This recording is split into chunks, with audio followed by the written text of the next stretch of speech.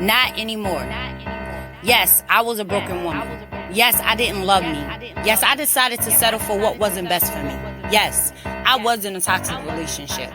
Guess what? Not anymore. I have grown from the broken pieces. I have learned to love me when no one else loved me. I have learned that I will never settle for in my life or my peaceful atmosphere. I have learned the difference between love, lust of a good relationship.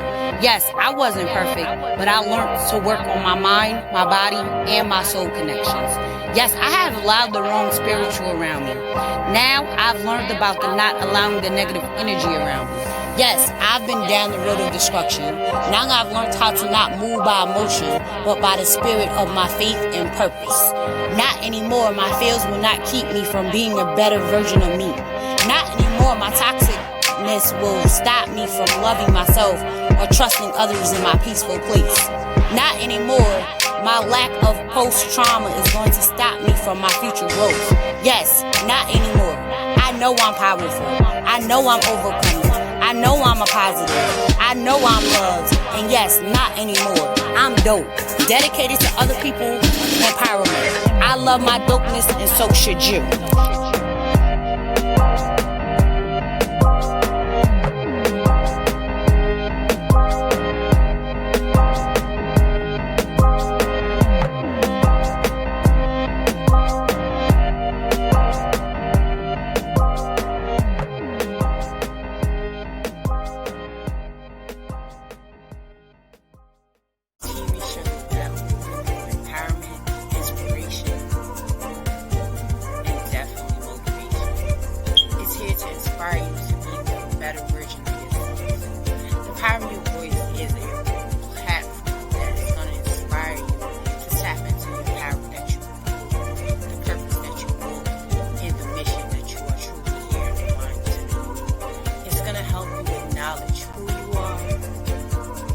What you are and who you should become. Power. The power of worth, elevation, evolving, resistance. I push through the pain to get to the power. I keep going to get this power. I knew that it was given to me by grace and to know my purpose. You get pushed through this pain to get to this power. That tends to give a divine scar, but the power gives you reinforcement. Pushing past the pain to let your voice be heard. Pushing past your fears to let your voice be heard. How much faith do you know to overcome your fears? You have blessing to someone to hear. There's a message in your words. There's a power in your voice. Keep pushing through your pain to keep that power. I keep my faith over fear to have the power in my voice to be heard. You have the power. You are resilient and you have the strength. Your voice is powerful and you need to know that you're powerful. Hold on to that power. Hold on to that power. Hold on to that power, which is the power in your voice. Use it to stand by grace. Use it to know your worth. And use it to be ready to show your knowledge. The power in your voice. A platform which is divine, which is inspiring, which is impeccable to give you knowledge, and which is a place for you to grow, to be walking in your purpose, being very amazing. The power in your voice. Hold on to it. Hello. Thank you for tuning in to The Power in Your Voice. And we are here with Miss Cat. Yes. Author Cat, how are you doing today? Can you tell them? Well, No, go ahead. oh, no, I'm saying I'm well. That is awesome. Can you tell them who you are and what you do? Hello, everyone. I am Miss Cat, and I am the author of my book, When God Speaks. And I'm just here to just spread that message of when God speaks. And I want everyone to get a relationship with God, a personal, direct relationship with God, the way I have. It's been pretty awesome. It's awesome. Absolutely. Can you tell us when did your introduction of becoming an author? How did that come about? It was never on my radar. I never had a thing to write or anything. But when God came into this space and when God started interfering, it was like I felt compelled to write about it. And not to write to sell books. I wanted to write because I was like, I don't want to forget this moment. Let me write this down. And I just started writing down stuff whenever something happened or God said something, showed me something. I'm like, oh, that's good. I'm like, I got to write this down. I got to write this down. And then by the end of it, I pretty much had a book. I would write down my thoughts, instances, moments. And at the end of it all, I was like, I'm going to put this out there. I was like, I'm going to go ahead and just publish it, get it out there. I didn't think much would come of it because the book is kind of scattered. Like I jump around a lot. But when I took it to a publisher, they was just like, "Oh, this is great. Yeah, let's put this book out there." And I was like, "Really? I think it's something that'll be." And they were like, "Yeah, let's put it out and see what happens." And bam, like the book has been recognized, and people are like, "This is good. It can be motivational." And I was like, "Oh, all right, let's go." Like I'm like, "Okay, I'm gonna go with it. Let's go." Sometimes, we don't think that our journey is supposed to be this, but there's another purpose on the other side, and that message that is inside of you needed to be heard by somebody else. So that's what it was. That message that you're giving in that book is deserving to a few other people that needs to hear it. So a lot of times we have to remember the journey is not for us; it's way bigger. Wow, that is cool. I would have never thought. Yeah, it's way And I love bigger. how you put that. Like, yeah, like it's probably something that can help somebody. And that's what I really want. I'm like, I want somebody to get something from it. You definitely want them to, especially in these times. You see how everything is getting all crazy. Exactly. Definitely. Exactly. So, writing this, a lot of times can be therapeutic. So, what do you feel was your challenging moments writing this book? Just trying to get my thoughts to flow, if that makes sense. Because Mm. I'll jot in the like I'm in the moment. I'm an in the moment person, so I do it in the moment. But when I would go back and reread it, I'd be like, like.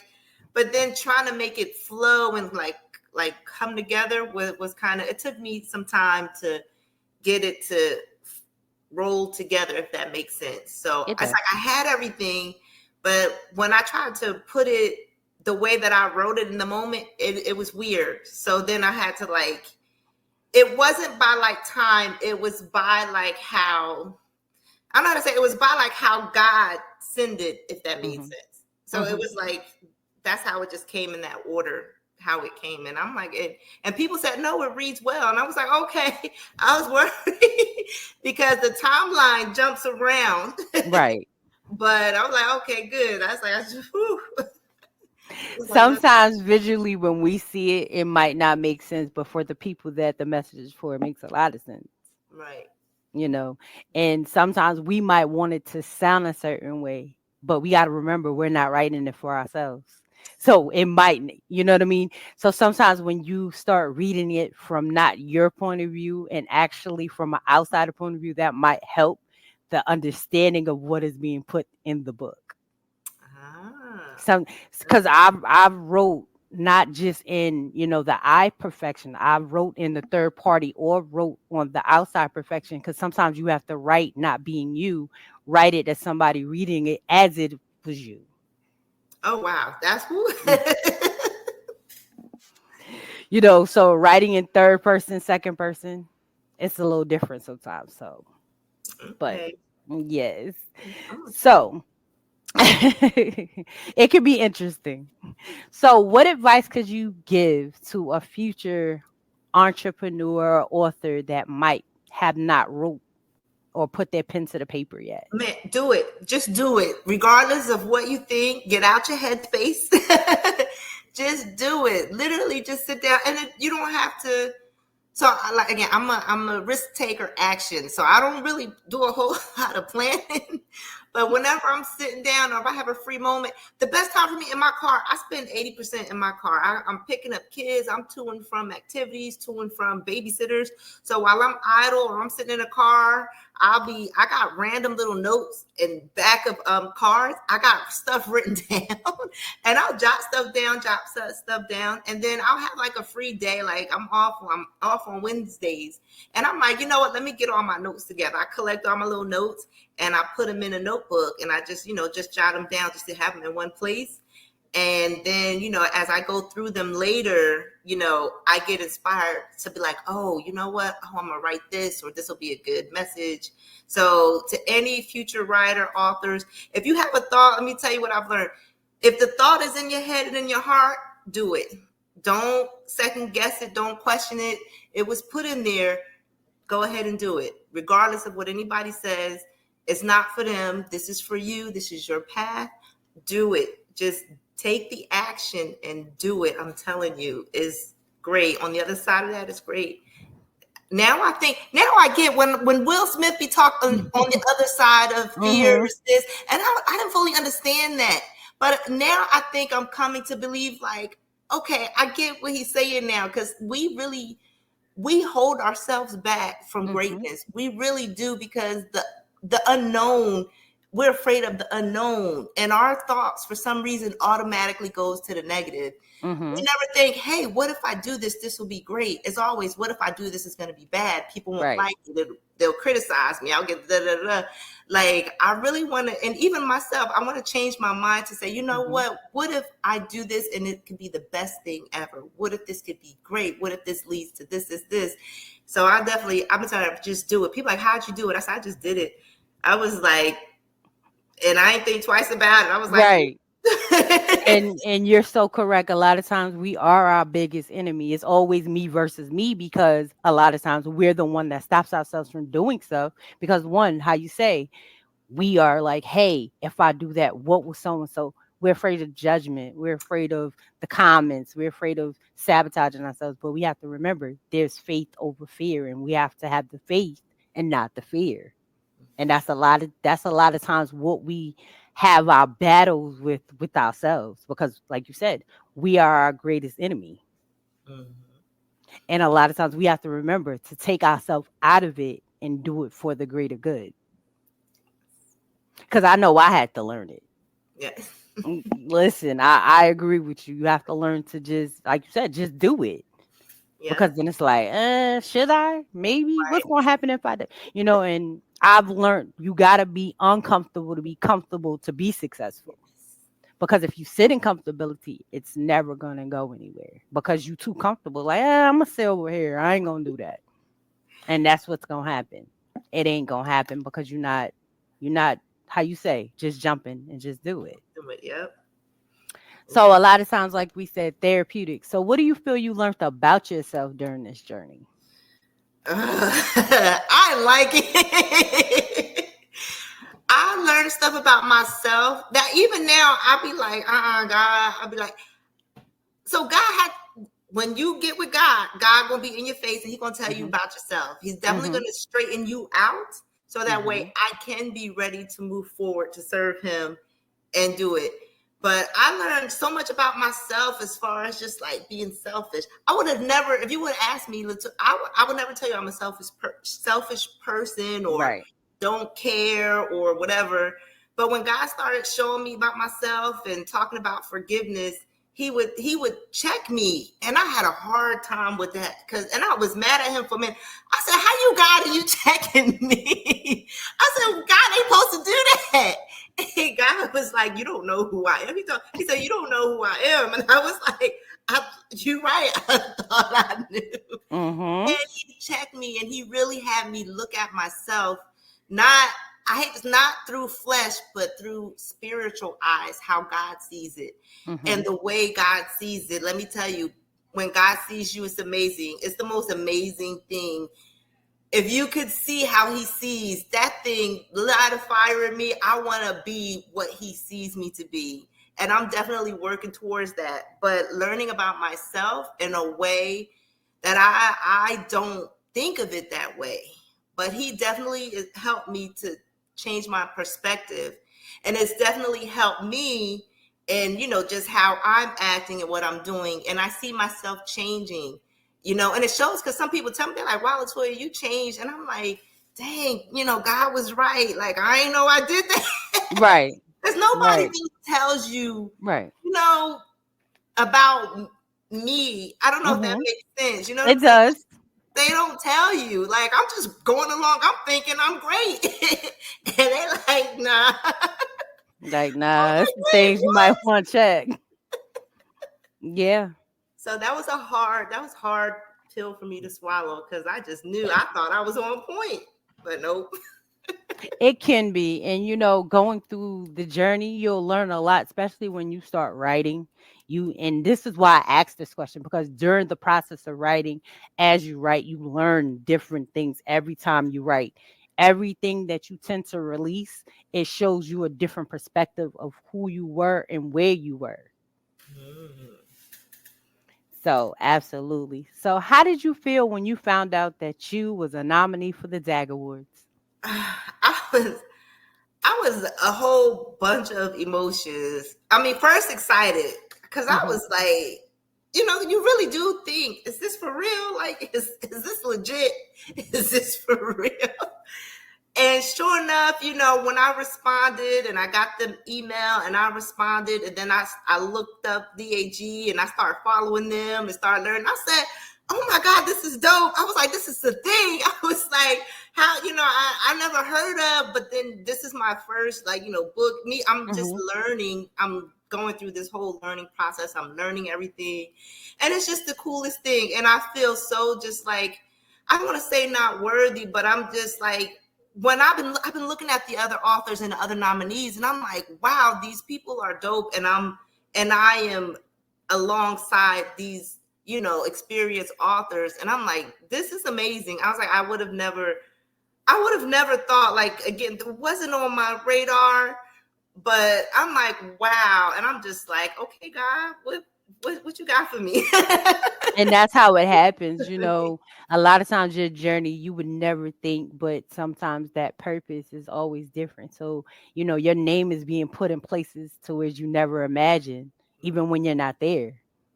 So this is where the blessing starts. I'm telling you, and you be in awe when it Right. happens. I honestly understand. You be in awe. You be like, whoa. But all right. And you just, Right. you be like, okay, I see what's happening. So, I. So tell me, what is your inspiration behind what you do? My kids. Oh, I have a son and a daughter. My daughter's 10, my son is 9. Everything since I birthed them, I have changed my life to them. I want to do, it may sound weird, but I want to make them proud. You know what I'm saying? Hmm. I'm raising a young son who's going to grow into a black man. I am Hmm. raising a daughter who's going to grow into a black woman. Hmm. And I want to not only prepare them, but show them that they are beautiful. You are smart. You're intelligent. You're great. Regardless what you're facing, you Hmm. can survive it. You can get through it, and you can still be great in this world. I was like, you guys are going to, you guys are in a time where you're going to learn and see so much, but don't let that affect you. Whatever you feel you want to do or whatever you want to pursue, you can do it. Like, I want them to know they can do anything. And they see me as a single mom struggling. It's so funny. My son asked me the other day, my son he an old soul. My Hmm. son told me he ain't want to go to school and that he wanted to go to work so he could help me. Oh, I said, baby, I appreciate it, but I need you to go to school first so you can go get right. that job to make the money you want to make. Right, absolutely. So But I he definitely sees my it. kids. They Yes. they they see it. Now, do you have any authors that might have inspired your journey beforehand? I've always been secretly, I'm like a secret romantic, helpless romantic. I love reading romance novels. And I've always read like romance novels by Black authors. I Mhm, like, the one like that comes to mind, Brenda, I think it's Brenda Jackson, I think. She writes those back in 1800s, mhm, African American romance novels. And, I like reading them because I like to be in the whole fantasy world, to mhm. seeing everything. I never thought I would be writing, but I've always liked reading those old, romance novels. So Absolutely. I was So like, so what's next for Miss Katz? career? Like, is there another book coming? Some tours, some conferences? Like, what's next? So I've already started on my second book, another When God Speaks. Definitely going to build on the first one because I've learned since that book. I have gained and learned so much since then. So I've been writing down like, oh man, this is what I've learned. This is what's happening. Definitely want to do that. And I'm definitely trying to get into the whole speaking world. I've already been asked. I'm in North Carolina, so I had a young lady reach out to me on Facebook about speaking for high school kids, at-risk high school kids. So I talked with her, and we're working on, what that's going to look like, what they need, what does she need. So definitely, things is definitely starting to trickle through, and I'm like, okay, so yeah, and I just want to keep going and building on that. Absolutely. Do you have your book near you? Yes, I have it. Can we get a snippet? Yes. Let me get my can. There we go. So, Right yep. there, yes. Can we get a snippet from the book? You want me to read? Yes, just a little snippet. Ooh. Yeah, I put everybody on blast. Yep, everybody read a snippet. I caught everybody off guard. Let's see. What do I want to read? Oh.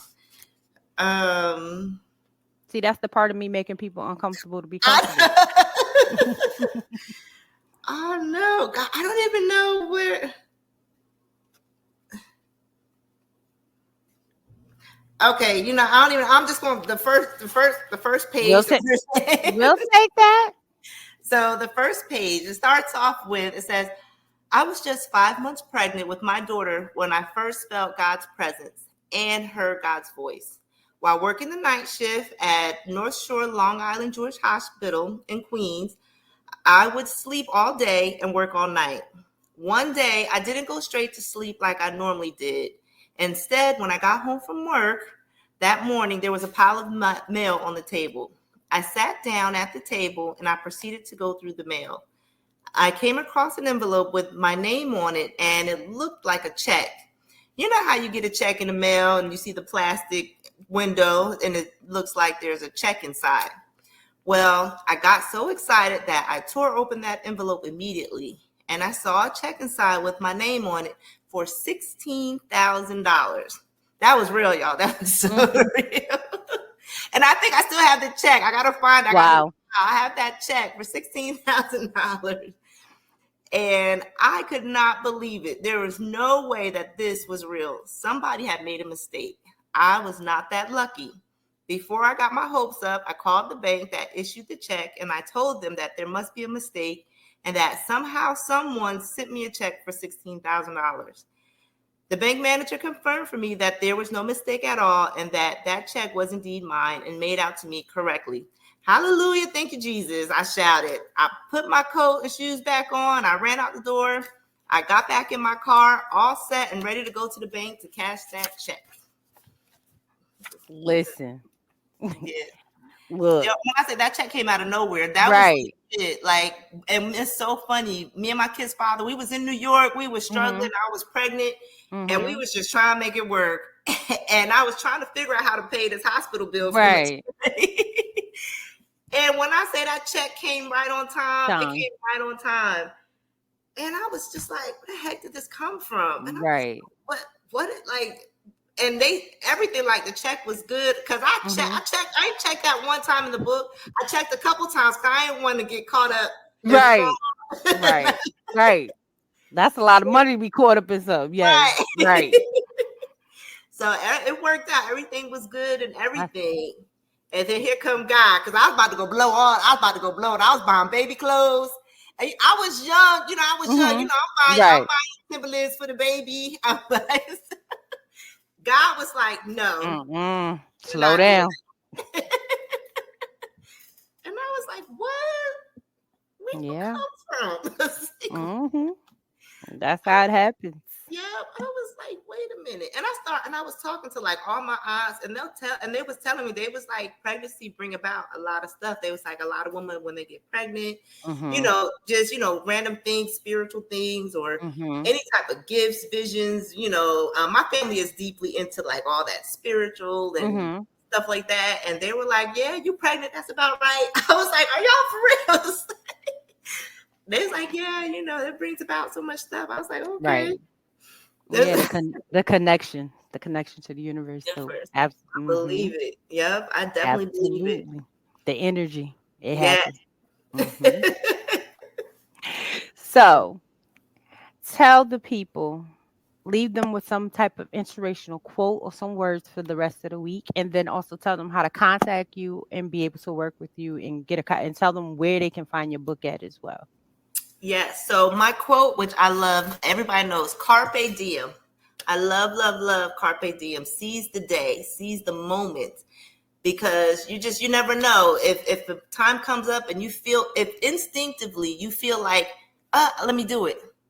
Like, don't stop yourself, don't second guess it, do it, seize the moment. And I'm telling you, it could be the best thing you've ever done. You can get the book. The book is through Dorrance Publishing, so you can get it on the publisher's website. The book is on Amazon. It's at Barnes and Nobles and eBay. So you can, and it's ebook, paper book. You can get the book. It's a good read. If you guys want to reach out to me, you can go, of course, Facebook, through everything, and you can go to I don't have a website. My author web page is being built as we speak. So I am definitely working with different people to get that up and running so I can get that out. But it will be author. The website will be titled Miss Cat. It's going to be author Miss Cat at either .org.com or one of those domains. But it's going to be author Miss Cat, and that will be the website coming up in a few weeks. So definitely look out for that.